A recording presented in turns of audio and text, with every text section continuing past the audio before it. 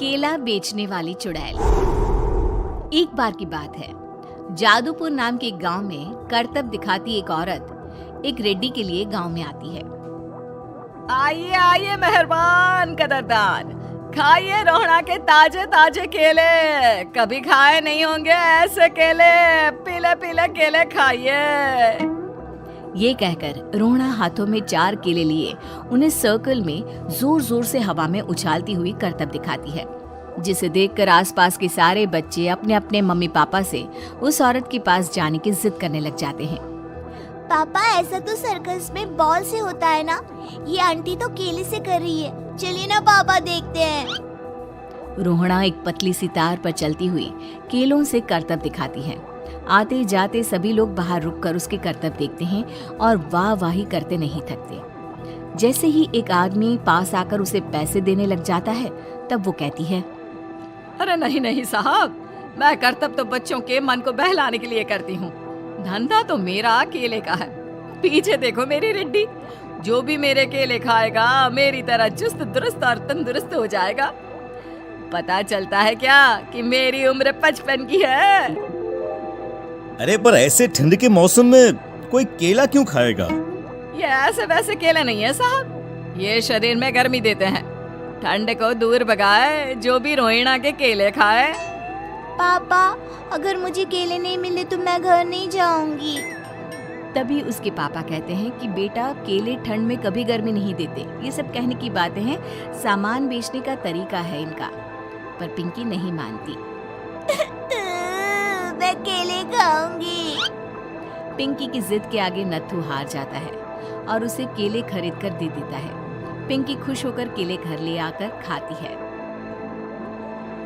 अब मैं भी करतब करूंगी, कितना मजा आएगा। जादुई केले। पिंकी पहला केला खत्म भी नहीं करती कि वो बेहोश हो जाती है। दूसरे केले से एक काला धुआं आता है और रोहड़ा चुड़ैल बनकर बाहर निकल आती है। मेरे भूतिया केले बच्चे न खाए, ऐसा हो ही नहीं सकता। जादूपुर वालों, कब तक बचोगे? आ गई हूँ मैं रोहड़ा, जिसका कोई नहीं कर सकता सामना। रोहड़ा पिंकी को गोद में उठाकर काले धुएं में कहीं गायब हो जाती है। शाम के वक्त नत्थू घर लौटता है और पिंकी को घर में ना पाकर उसकी माँ से कहता है, माँ पिंकी कहाँ है? अरे बेटा, उसे तो तू सुबह करतब दिखाने ले गया था ना, फिर कहाँ वापस आए तुम दोनों? मुझे लगा तू उसे अपने साथ मंडी ले गया होगा। हे भगवान, मेरी बच्ची कहाँ गई? मैं उसे घर ही तो छोड़कर गया था माँ। नत्थू गांव के घर कोने में अपनी बेटी को ढूंढता है, पर उसे वो कहीं नहीं मिलती। परेशान होकर आखिर रो रो कर नत्थू हिम्मत हार कर घर लौट आता है। अगली सुबह रोहड़ा फिर से करतब दिखाने आती है और इस बार पिंकी की तरह रोनी केले खरीद लेता है। 50 रुपए दिए थे पापा ने, सारे पैसों की मैंने केले खरीद लिए हैं। अब मैं भी आंटी की तरह ही करतबबाज बन जाऊंगा। यही सोचते हुए रोनी केले खाता है और पहला अकेला केला आधा खत्म भी नहीं करता कि चुड़ैल उसके सामने आ जाती है। मेरे साथ चलने का समय आ गया है रोनी। ये तो बस शुरुआत है। अब इस गांव के सारे बच्चे धीरे धीरे मेरे कब्जे में होंगे, एक बच्चा भी नहीं बचेगा। ये कहकर रोना रोनी को गोद में लेकर काले धुएं में अदृश्य हो जाती है। इसके बाद हर रोज गांव में से कोई ना कोई बच्चा गायब होता, पर ऐसा क्यों हो रहा है किसी को भी समझ में नहीं आ पा रहा था। रोज की तरह अपनी बेटी पिंकी की तलाश में नत्थू गांव के एक तालाब के पास बैठा रो रहा था। कहाँ गई मेरी पिंकी? शकुंतला के जाने के बाद एक वही तो मेरा सहारा थी। अरे उसकी आत्मा कोस रही होगी मुझे कि मैं अपनी बच्ची को संभाल भी नहीं पाया। नत्थू ये कहता हुआ रो ही रहा था कि तभी तालाब में से उसे शकुंतला की आवाज सुनाई देती है।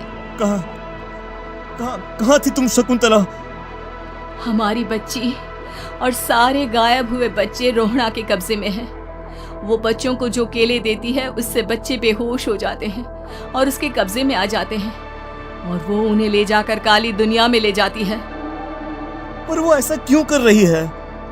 ये मैं नहीं जानती, पर उस दुनिया का रास्ता मैं आपको बता सकती हूँ। जहाँ ये नदी खत्म होती है वहाँ एक केले का पेड़ है, उसके नीचे एक दरवाजा है, वहीं से रास्ता जाता है उस दुनिया का। ये कहकर शकुंतला की आत्मा गायब हो जाती है।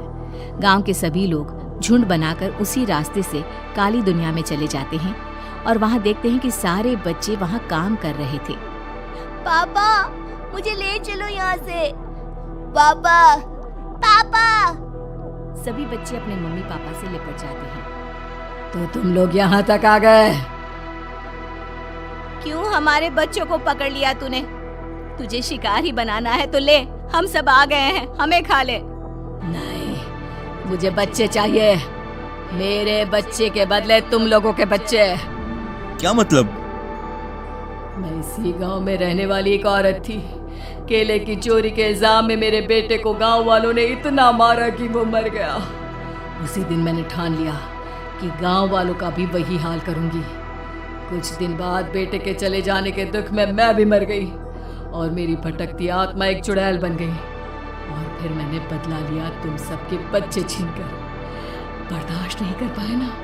सोचो मुझ पर क्या बीती होगी। हमें माफ कर दो रोना। पता नहीं ये किसकी गलती थी, पर हम सभी माफी मांगते हैं। हमारी खुशियाँ लौटा दो, तुम भी तो एक माँ हो।